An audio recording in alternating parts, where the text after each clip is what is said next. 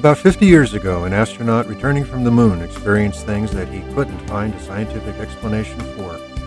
So, with some colleagues, he launched a new science focused on the mind and how it works in the body and across space and time. It's the field of Noetics, where the tools of modern science are used to help us understand how what we think and feel affects us and the world around us. Now, this is Dr. Ruth Miller's Noetic Moments from the studios of KXCR Community Radio in Florence, Oregon.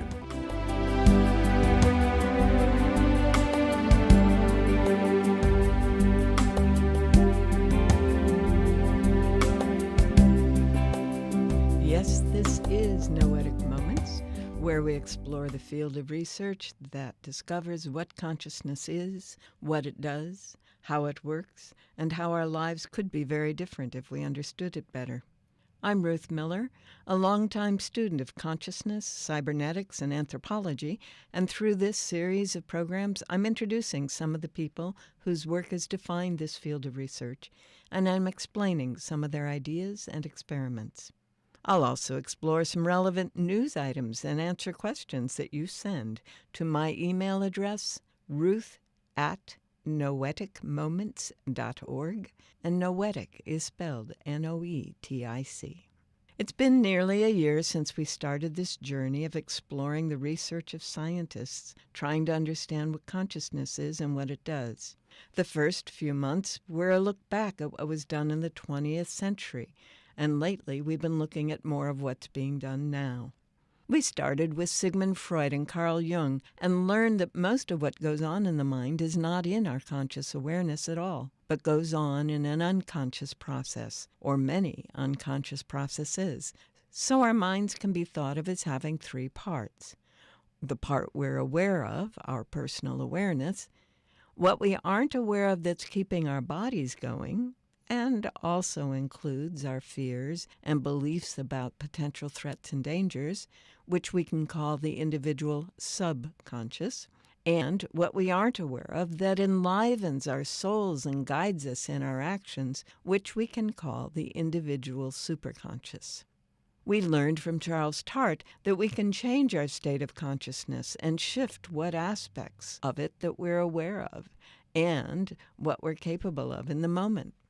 We learned from various neurologists that we can say where in the brain processes that direct the body are active, but we also saw that responses in our body to both our individual mental activity and to what's going on around us happen far faster than nerve impulses or chemicals can travel through the body, which means they aren't all originating in the brain. So it turns out that many scientists have come to accept that what we call mind is not the product of the electrochemical activity of the brain, but is in fact the activity of a kind of field that surrounds and permeates the body. That means that the brain is a receiver-transmitter. It receives messages from the mind and transmits them to the body, and it receives messages from the physical senses and transmits them to the body and the mind. We also learned that the brain modifies what it receives from the senses and from the mind to fit past patterns of experience that are stored as hardwired connections among the neurons, according to Hebb's principle that neurons fire together, wire together, which means we see and hear and feel what we expect to or believe that we will see, hear, or feel. Other experiments have demonstrated that what we call the individual mind continues to perceive and process for as much as several hours, even when the brain and heart are flatlined and the person is declared dead, which may be why most NDE, or near-death experiences, reports of that period do not fit the past patterns of experiences stored in the brain's neuronal connections, and why some people can't remember initially, until they've built new neuronal connections, what they experienced. Mind, then, or consciousness, is a field, a pattern of informed energy that exists during and after the body is functioning. As the superconscious, it develops with the body and brain as the subconscious, and is being told by the brain what the world out there is like, which is what we call our personal awareness. Now, all fields have unique patterns of vibration. Each pattern makes a particular field different from the other fields in which it is embedded, because fields are, by their nature, universal. Some experiments have demonstrated that people and animals who have minds that are vibrating along the same patterns are able to sense when the other person or animal is focusing attention on them or about to come home. Their minds share information and their bodies change when someone they're connected with turns attention their way, even though they can't see or hear them doing so. This is what Rupert Sheldrake has called his theory of morphic resonance. Beyond all that, we've learned that mind does affect matter. We're aware that in the double-slit experiments in quantum physics, particles or wavicles show up as either matter or energy, depending on whether there is an observer present. We also have learned that large numbers of people can change the behavior of computer networks, as in the Global Consciousness Project. All of this helps us to understand how our bodies and environments shift and change as we change our thought processes, and it explains the effectiveness of mental or spiritual healing and what's called the placebo effect, how the belief of a care provider in a treatment can help a patient receiving that treatment experience healing. Based on all of that, a growing number of scientists are seeing our individual field of mind as part of a human noosphere, a global brain, or as Jung called it, a collective consciousness. And more scientists are equating that larger field with the quantum or zero-point field, out of which all matter and energy arises in this orderly system we call the universe. You can catch up on our past shows on the KXCR.net archives. Click on the little cloud up on the banner at the top of the screen if you don't see the link. And on our website, www.noeticmoments.org, where you'll also find links to the clips, books, and authors that I mention.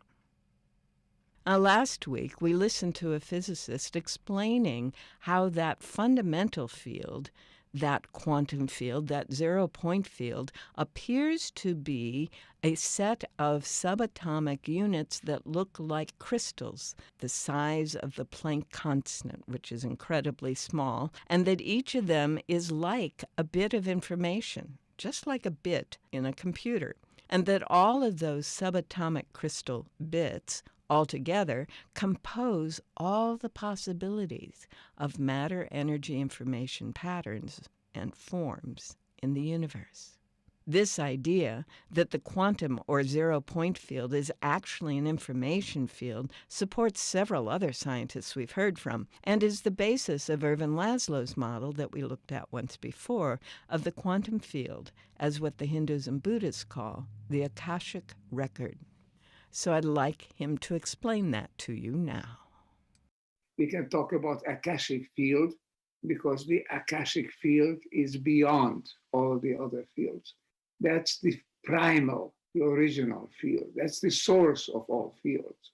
Now, these laws of the Akashic Field are the laws of the universe, of the origin, of the source of the universe.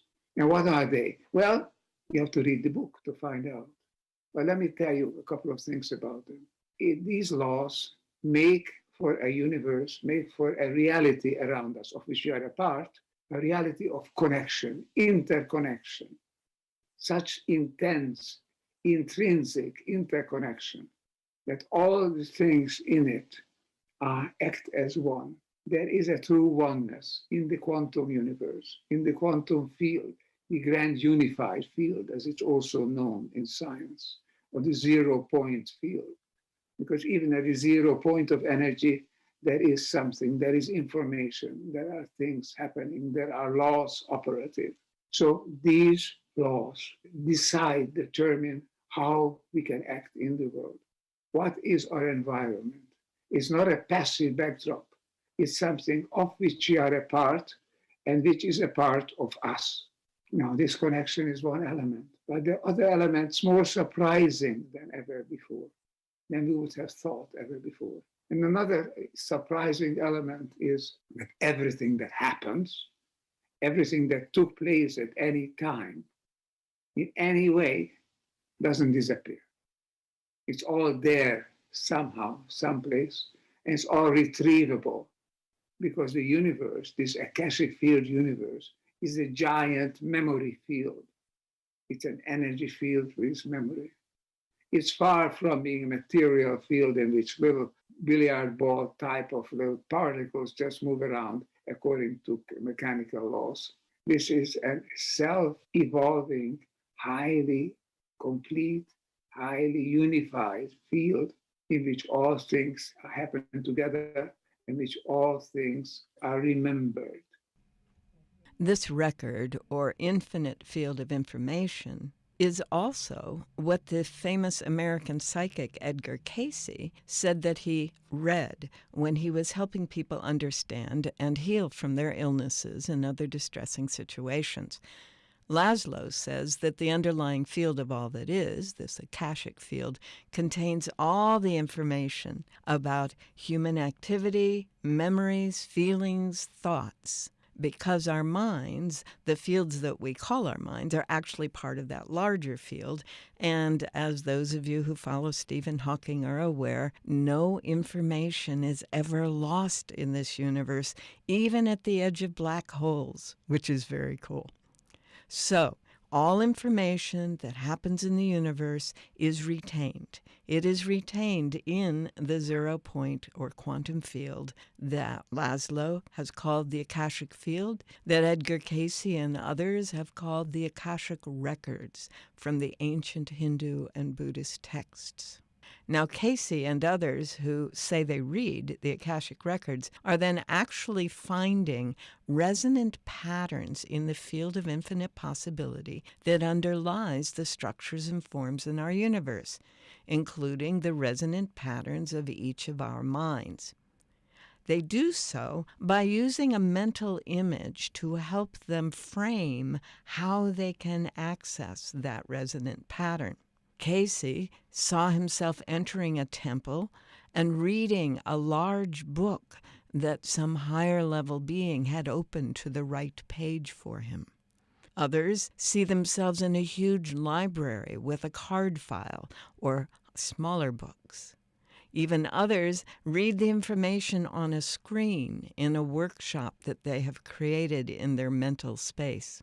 Each of them is accessing a small pattern of information within an infinite range of possibilities.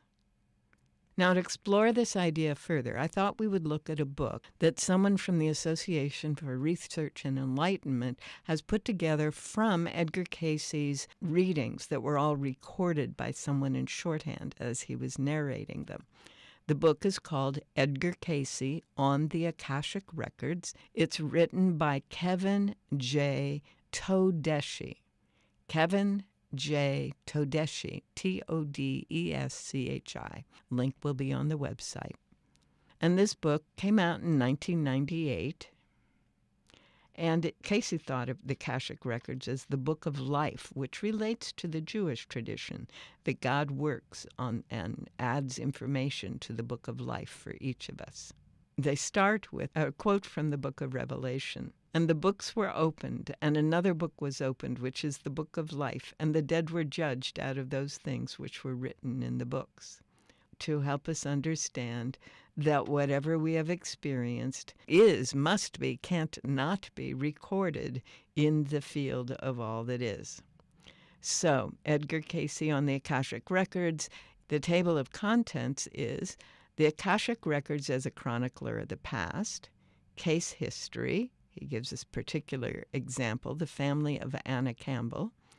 Then Chapter 3, recognizing insights from your own past.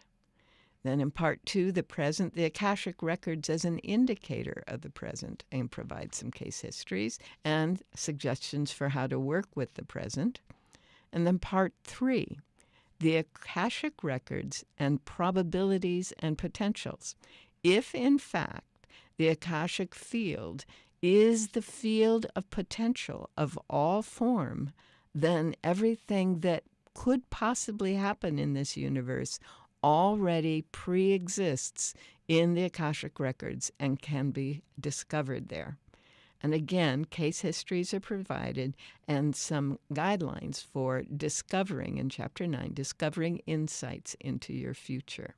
From the preface, it says, "For ease of understanding, the Akashic Records, or the Book of Life, can be likened to the universe's supercomputer system. Akasha comes from a Sanskrit word meaning boundless space and is equated to the central storehouse of all information for every individual who has ever lived. More than just a reservoir of events, the Akashic Records contain every deed, word, feeling, thought, and intent that has occurred at any time in the history of the world. Much more than simply a memory storehouse, these Akashic Records are interactive. They have a tremendous influence upon our everyday lives, our relationships, our feelings and belief systems, and the potentials and probabilities we draw toward us." The author goes on to quote some various places in the Bible scripture, and also Sir James George Fraser, the Golden Bough, on some of the things that he found in the earlier pre-Bible stuff. And then even quoting Helena Blavatsky, the founder of the Theosophical Society, in which she says, "Akasha is one of the cosmic principles and is a plastic matter, creative in its physical nature, immutable in its higher principles. It is the quintessence of all possible forms of energy, material, psychic, or spiritual, and contains within itself the germs of universal creation." There's also a quote from Rudolf Steiner at the beginning of this book. "It is a fact that this history is written in other characters than is ordinary history. In Gnosis and Theosophy, it is called the Akasha Chronicle. To the uninitiated who cannot yet convince himself of the reality of a separate spiritual world through his own experience, the initiate easily appears to be a visionary, if not something worse. The one who has acquired the ability to perceive in the spiritual world comes to know past events in their eternal character." One of the ways that Edgar Cayce described the Akashic Field is, "Upon time and space is written the thoughts, the deeds, the activities of an entity, as in relationships to its environs, its hereditary influence, as directed, or judgment drawn by or according to what the entity's ideal is.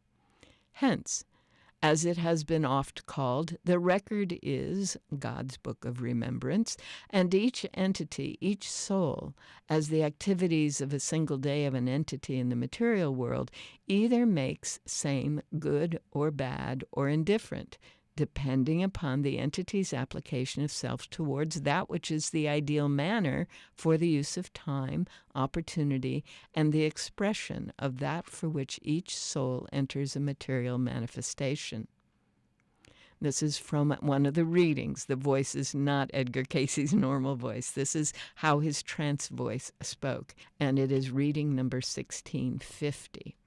So this book, Edgar Cayce on the Akashic Records, goes through and helps people understand what it was that he was doing and how that can be applied in our lives today.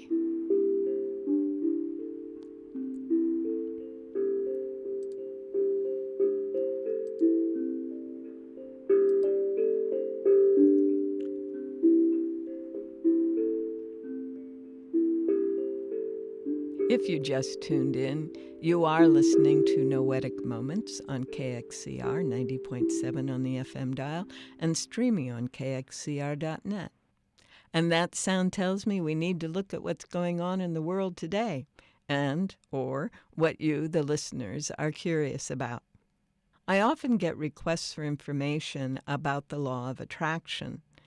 And I'm not going to talk about that here at this moment, but I will talk about how what we've just been describing in this notion of the universe has all the possibilities, past, present, and future, already recorded to help us begin to understand how it is that our mind, which is a field within that field, can access information and potentially create experiences, or at least access the means by which experiences can happen through its access to that infinite field. And one of the things that we can look at is our dreaming, our daydreaming, and our imaginings. Those things that go on in that state of consciousness where we are not fully present in all of our usual thinking and speaking faculties. In that state of consciousness, which is a little bit more toward the gamma level, probably at the alpha level, we are actually accessing the mind more purely than in our normal waking state. Our brain's neurons that have fired together are really firing together when we are speaking, but when we are imagining, daydreaming, or dreaming, that firing and wiring together is less set. The normal structure, if you recall that show, the normal thought structure is less set. And so we sometimes access images, ideas, and feelings that we might not otherwise. So be aware as you're going through this next few weeks of the kinds of things that are showing up in your dreams, in your daydreams, as you're in the shower, as you're driving along and the normal thought structure is absorbed in the sounds of the road or in the sound of the shower. Be aware that there is information from the universal field of all that is that your mind has access to, and your mind has constantly been interacting with, and sometimes can get through that normal thought structure, those wired together neurons, so that you can experience it. That's what all of that is about. That's what artists and writers are doing. That's what creativity is, accessing the potentials of the universal, infinite, all that is, that Ervin Laszlo calls the Akashic Field. We'll talk more about that and how we create in our next show. And that's it for today's show. The next time we get together, we'll look at more of the research being done in an attempt to understand what consciousness is, what it really does, and how we can experience life differently when we use it fully. We are out of time for today. But remember, you can always continue the exploration on our website, www.noeticmoments.org, where there is a list of past shows and links to titles and people that I refer to, and I will get them caught up here in the next few weeks. We're a little behind. And there's a form where you can send me your comments on the show and your questions, which I will do my best to get answered the next time we're on the air. For now, thanks for joining me here on Noetic Moments, recorded in the KXCR Community Radio Studios in beautiful Florence, Oregon. And during this special time of year, because it is the Winter Holy Days week, I hope you have a really fabulous week.